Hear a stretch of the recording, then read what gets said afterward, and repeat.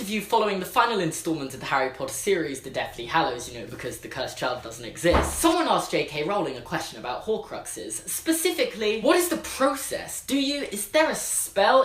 What do you have to do? To which J.K. Rowling responded by saying, I see it as a series of things you have to do. So you would have to perform a spell, but you would also, I don't even know if I want to say it out loud. I know that sounds funny, but I did really think it through. And this horrible act you have to perform to create a Horcrux is now a frequently spoken about topic on the internet a decade later. So I've decided to make one of those cringy YouTube tutorial videos on how to make a Horcrux.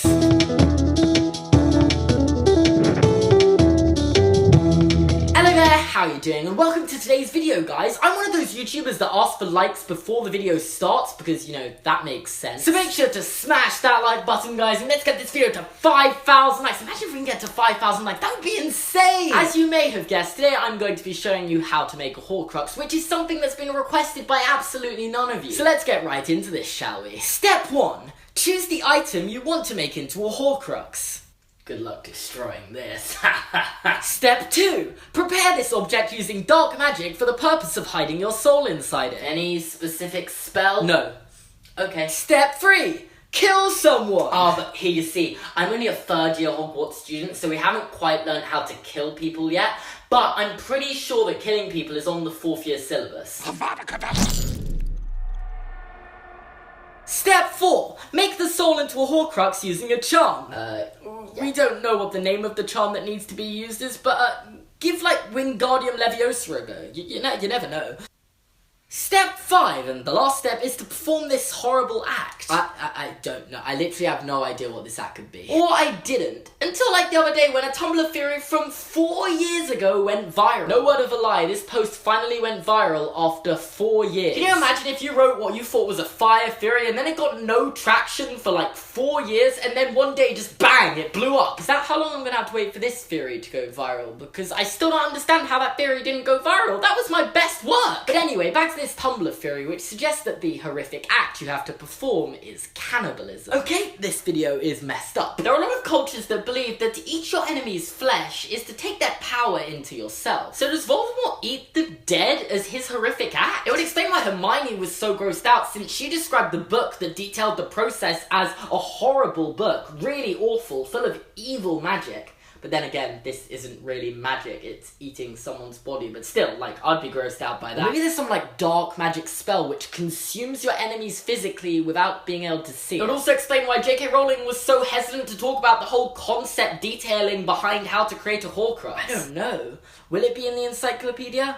I don't know if I can even bring myself to, I don't know. When an author, someone who is paid to write, says I don't know 3 times in a short space of time like that, this is messed up. It might even explain the deeper meaning behind her response to the Super Carlin brothers' Horcrux theory. Maybe he accidentally killed his sister, but Dumbledore eating her dead body, that is strangely upsetting. But still, I imagine you're still pretty skeptical about this theory. There isn't that much evidence for this theory, and I don't imagine you're sold yet. So let me bring to your attention that his followers are literally called Death Eaters. Death Eaters! Death Eat... It's been right in front of us this whole time. That's either a weird coincidence or J.K. Rowling wanted us to notice that his followers are Death Eaters.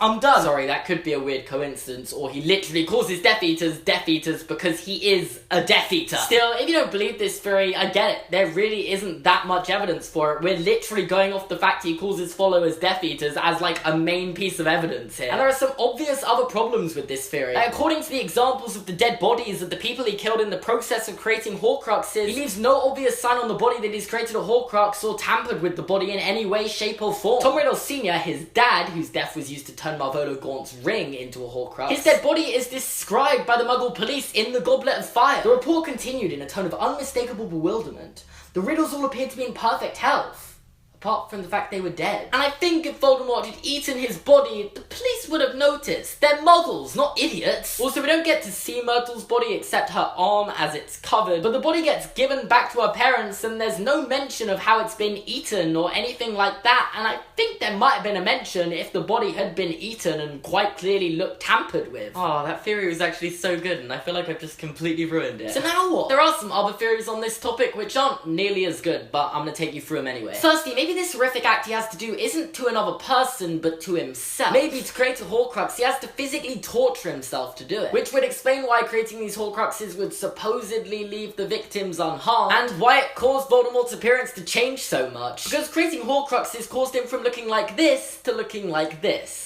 And yes, if you're wondering, the reason Voldemort looks like that now is because he created Horcruxes, and that's basically the explanation. The evidence for that is that they flash back into Dumbledore's memory in the Half-Blood Prince, where he had like 4 Horcruxes made or something, and his body's described like this. His features were not those Harry had seen emerge from the Great Stone Cauldron almost 2 years before. They were not as snake-like. The eyes were not yet scarlet. The face, not yet mask-like, and yet he was no longer handsome Tom Riddle. And this could be explained by him torturing himself to make these Horcruxes, which caused him to eventually look disfigured. It would also help explain to those only seen the movies Harry Potter fans why Voldemort doesn't have a nose. And trust me, that question is asked too much. I'm thinking of changing the title of this video to Why Doesn't Voldemort Have a Nose? Because it would probably get more views. And I like this theory, mostly because it's by yours truly, but the one thing about it is it wouldn't really explain why J.K. Rowling was so disturbed by it and didn't want to talk about it. Let's just say Voldemort torturing himself isn't quite on a level in terms of horrific as cannibalism. Or another popular theory on this matter, necrophilia. Well, this video is getting demonetized. This just isn't child-friendly content anymore, and if you don't know what necrophilia is, you've been warned. But yes, another popular theory is that to create a Horcrux, you have to have sex with the dead bodies of the victims that you just killed. This would actually be new levels of messed up. Can we just take a moment to think what it would mean? His first victim was a 14-year-old girl. His second victim was his dad.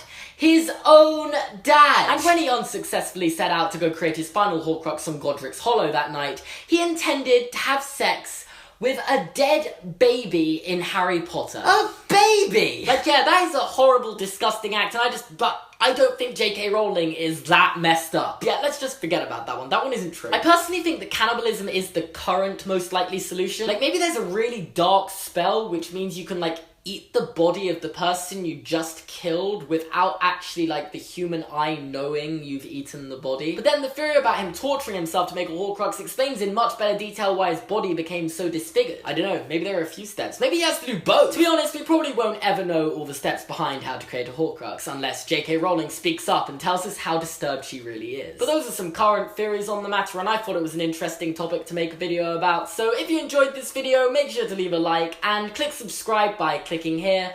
Watch another Harry Potter video by clicking here. Check out my other social medias with links in the description, please. Please. Make sure to let me know your own thoughts and theories in the comments section down below. Thanks for watching, and I'll see you guys next time.